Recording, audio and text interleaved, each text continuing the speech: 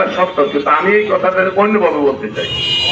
16-17 বৎসরে দেশ নেত্রী বেগম খালেদা জিয়ার নেতৃত্বে, জনাব তারেক রহমানের দিক নির্দেশনায় নেতৃত্বে বাংলাদেশ জাতীয়তাবাদী দল অপরাপর রাজনৈতিক দলের সাথে ধারাবাহিক ফেসিবাদের বিরুদ্ধে যে সংগ্রাম, সেই সংগ্রামেরই সফল পরিণত হয়েছে 5 আগস্ট।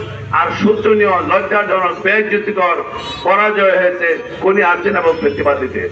কাজে জুলাই আগস্ট বিপ্লবের কথা বলার আগে ধারাবাহিক যে সংগ্রাম আমরা করেছি আমাদের বিএনপির নেতৃত্বে, দেশ নেত্রীর নেতৃত্বে, তারেক রহমানের নেতৃত্বে, এই কথাটা সকলেই বলবেন।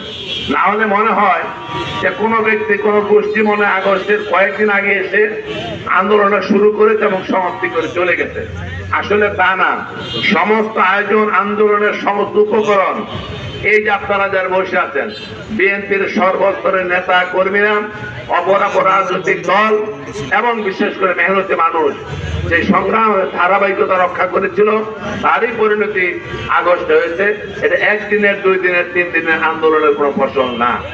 অনেকে এটাকে আগস্ট বিপ্লব, জুলাই বিপ্লব, এর মধ্যে ব্যারিকেড সৃষ্টি করতে চায় যে একটা বিপ্লব শুরু করেছিল 15 দিনে ওনার এই কাম করে ফয়সালা করে দিচ্ছে। না, এই আন্দোলনের সবচেয়ে নিয়ামক নিউক্লিয়াস হিসেবে যে শক্তি কাজ করেছে সেটি হচ্ছে বাংলাদেশ জাতীয়তাবাদী দল এবং তার নেতা কর্মীরা। অতএব এই সংগ্রামের সফলতার অংশীদার জনগণকে সাথে নিয়ে যদি দাবি করা হয়, তাহলে 80% উপরে হচ্ছে বাংলাদেশ জাতীয়তাবাদী দল এবং আপনাদের, আমাদের সকলের সম্মিলিত প্রচেষ্টার ফসল। বন্ধুগণ, আজকে রিয়াজ একটি কথা বলেছে, আমিও বলি, পাওতাবাজি করে পার পাওয়ার কোনো সুযোগ নাই। অনেক ত্যাগের বিনিময়ে, রক্তের বিনিময়ে, জীবনের বিনিময়ে যে পরিবেশ পেয়েছি, যে ফসল আমরা ঘরে তুলেছি ফেসিবাদকে দূরে করে, এই ফসল কিন্তু আমরা এই অন্তর্বর্তীকালীন সরকারের কাছে আমানত রেখেছি। এই ফসলটা আপনাদের কাছে আমানত। আপনারা দায়িত্বশীল ভূমিকা পালন করবেন আমানতের, যাতে কোনোভাবে খেয়ানত না হয়। এই সংস্কারের কথা আমরা 111 শুনেছি, আবার এখনো শুনছি। সংস্কার অবশ্যই চাই। বিএনপি হচ্ছে একটা মডারেট গণতান্ত্রিক দল।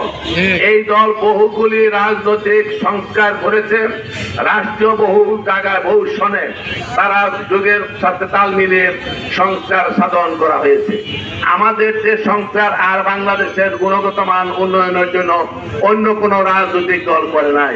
কাজে যেইটুক প্রয়োজন সেইটুক করেন, এমন ভাত মাখবেন না যেটা খাইতে পারেন না। অতএব ছল্লা বড় করাচ্ছে, ছোট করে খেলা শেষ করার চেষ্টা করেন, নাইলে কিন্তু আবার পরাজিত শক্তি, ফেসিবাদী চোখ শক্তি, কালো টাকার মালিক এবং খুনিরা আবার এই খেলার মধ্যে অংশগ্রহণ করবে বিভিন্ন ভাবে। সেই সুযোগটা আপনারা দিবেন না বলে আমরা মনে করি। কাজে 16-17 বছরের আন্দোলনের 1 নম্বর দাবি ছিল গণতান্ত্রিক দাবি, ভোটের দাবি, ভোটাধিকারের দাবি। অতএব সেই দাবি যত তাড়াতাড়ি পূরণ করে জনগণের ভোটে নির্বাচিত জনগণের প্রতিনিধির হাতে দেশ পরিচালনার জন্য তুলে দেওয়া হবে, তখনই আন্দোলনের সার্থকতা আসবে, দেশ সঠিকভাবে পরিচালনা করা হবে। আমি শ্রদ্ধা রেখেই বলি, প্রশাসনে যারা আছেন অথবা এই সরকারে যারা আছেন, আপনারা কিন্তু থিওরিটিক্যাল অত্যন্ত মাস্টার। থিওরিটিক্যাল কাজ করার জন্য আপনারা অবশ্যই পারদর্শী, টেবিল টকের মধ্যে পারদর্শী, বিভিন্ন প্রজেক্ট প্রণয়নে পারদর্শী, বিভিন্ন ধরনের কর্মকৌশল পন্থা অবলম্বনে পারদর্শী। কিন্তু সেই কর্মপন্থা মাঠে ময়দানে বাস্তবায়নের জন্য প্র্যাকটিক্যাল যে অভিজ্ঞতা, সেটি বাংলাদেশ জাতীয়তাবাদী দলের চেয়ে আর অন্য কোনো ব্যক্তির হতে পারে না। থিওরিটিক্যাল আপনারা যে তথ্য সেটা উপস্থাপন করেন আর বাস্তবায়নের জন্য জনগণের হাতে ছেড়ে দেন, জনগণ ভোট দিয়ে যাতে তাদের প্রতিনিধি নির্বাচন করতে পারে। এই স্বাধীনতা দিবস আজকে আওয়ামী লীগ অনেক সময় বলে 7 তারিখে স্বাধীনতা ঘোষণা করতে, অমুক তারিখে করতে, এই সেই চট্টগ্রামের কোন হান্নান করছে, এই সমস্ত কথা বলে। তাহলে শেখ মুজিব জীবিত থাকা অবস্থায় সেই 7ই মার্চকে স্বাধীনতা দিবস ঘোষণা করলো না কেন? উনি জীবিত থাকা অবস্থায় 26শে মার্চ কেন? যদি 7ই মার্চ স্বাধীনতার ঘোষণা করে থাকে, তাহলে স্বাধীনতা দিবস তো 26শে মার্চ না হয়ে 7ই মার্চ হওয়ার কথা ছিল। 26শে মার্চ কেন হয়েছে? প্রকৃতপক্ষে শহীদ রাষ্ট্রপতি জিয়াউর রহমানই 26শে মার্চ কালুরঘাট বেতার কেন্দ্র থেকে স্বাধীনতা ঘোষণা করেছেন এবং সেটি শেখ মুজিব জীবিত থাকা অবস্থায় স্বীকার করে সেই দিনটাকে স্বাধীনতা দিবস হিসাবে আখ্যায়িত করা হয়েছে সংবিধানে এবং বাংলাদেশের মানুষ সেটি পালন করে। অতএব আওয়ামী লীগের ধোঁকাবাজি রাজনীতি, কালো টাকা রাজনীতি, বেইমানির রাজনীতি, লুকোচুরির রাজনীতি আর কিছু কিছু দল আছে এক এক সময় এক এক বর্ণ ধারণ করে।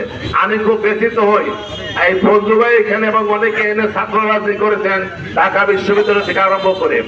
আমরা অনেক আগে থেকে দেখে আসছি ছাত্র আন্দোলনে এরকম একটা কথা শুনতেন না আগে যে কাকের বাসায় কুকিলের ডিম। এই কথা বলে মারুফ ভাই, মারুফ ভাই, এই মারুফ ভাই কথা বলছো। আমি আপনারা একটা গল্প আমরা ছোট সময় পড়েছি, কাকের বাসায় কুকিলের ডিম। কাক একটু সরল, কুকিল করে কি কাকের বাসায় ডিম পারে। বাচ্চা ফুটার পরে কাক মনে করে এটা কালো, আমারই বাচ্চা। যখন একটু বড় হয় তখন উড়াল দিয়ে কিন্তু কুকিলের সাথে চলে যায়, কাক কিন্তু বেকার খাবে। এই বাংলাদেশের রাজনৈতিক অঙ্গনে কিছুদিন আগে থেকে এই 5 তারিখের পরে থেকে দেখলাম এক দলের ভিতরে আরেক দল ঢুকে পরিচয় বহন করছে, সেই দল আবার আরেক দলের ভিতরে ঢুকে পরিচয় বহন করছে। কে যে কোন দল করে, কে যে কোন আদর্শে আছে, কে যে কার ডানা নিকে যায়, কে যে পালিত হয়, কে যে ছদ্মবেশ ধারণ করে, মুখোশ বরণ করে, এটা বড় একটা কাহিল করে ভালোছে জনগণকে চিন্তা করতে। আর তার অপোজিশনে একমাত্র বাংলাদেশ জাতীয়তাবাদী দল, যারা নাকি যত প্রতিকূল অবস্থা এসেছে মুখোশ পরে নাই, ছদ্মবেশ ধারণ করে নাই, অন্য দলে গিয়ে পরিচয় দিয়ে নিজে বাঁচার চেষ্টা করে নাই। গুম, খুন, নির্যাতন, জেল জরিমানা জীবন দিয়ে কিন্তু নিজের একটা পরিচয় বহন করেছে। কাজে মুনাফিকি রাজনীতির কোনো প্রয়োজন নাই। বিএনপি স্পষ্ট রাজনীতি করে, সেই স্পষ্ট রাজনীতির পিছনে জনগণ আছেন এবং স্পষ্টভাবে দেশ পরিচালনা করবে সেই নির্দেশনা আমাদের ভারপ্রাপ্ত চেয়ারম্যান অহরহ দিয়ে যাচ্ছেন। আপনাদেরকে অনুরোধ করবে স্বাধীনতা দিবসে স্বচ্ছ পরিচ্ছন্ন চারিত্রিক দৃঢ়তা এবং ঐক্যবদ্ধ থেকে এমন ভাবে রাজনীতি করবেন যাতে কোনো গোলাপ পানিতে কেউ মাছ শিকার করার সুযোগ না পায়। বাংলাদেশ জাতীয়তাবাদী দল সবচেয়ে বড় রাজনৈতিক দল, যেই গাছের সবচেয়ে বেশি ফল হয় সেই গাছেই কিন্তু ডিল চড়ে। কাজে অনেকে বুঝতে পেরেছে অবাধ, সুষ্ঠ, স্বচ্ছ নির্বাচন হলে জনগণ বাংলাদেশ জাতীয়তাবাদী দলকে ভোট দিবে। এটা জানার পরে ক্ষুদ্র দল, মাঝারি দল, কর্ণচূড়া দল, আত্মগোপনে থাকা দল এবং ফেসিবাদী দল সকলে মিলে কিন্তু আঘাত করার চেষ্টা করবে বিএনপিকে। অতএব বিএনপিকে এমন ভাবে চলতে হবে যাতে গায়ে কোনোভাবে কাদা না লাগে, এই মধ্যস্বত্ব ভোগীরা, ষড়যন্ত্রকারীরা যাতে কোনো সুযোগ নিতে না পারে। এই জন্য ত্যাগের মহিমায় উদ্ভাসিত 15-16 বছরের বিএনপি এবং সংঘ সহযোগী সংগঠন না খেয়ে না পরে রাস্তাঘাটে পালিয়ে থেকে, বাড়িঘর ছাড়া থেকে যে ত্যাগ স্বীকার করেছেন, সেই ত্যাগের ফসল যদি ঘরে তুলতে হয় আগামী নির্বাচনের আগে আমাদেরকে জনগণকে সাথে রেখে, জনগণের সাথে থেকে এমন ভাবে কর্মকাণ্ড পরিচালনা করতে হবে যাতে জনগণ মনে করে বিএনপি একমাত্র গণতান্ত্রিক দল, বিএনপি তাদের আশা আকাঙ্ক্ষা পূরণ করতে পারে। এই কথা বলে আমি আমার কথা বাড়াতে চাই না। সকলের প্রতি শ্রদ্ধা জানিয়ে এবং এই প্রচন্ড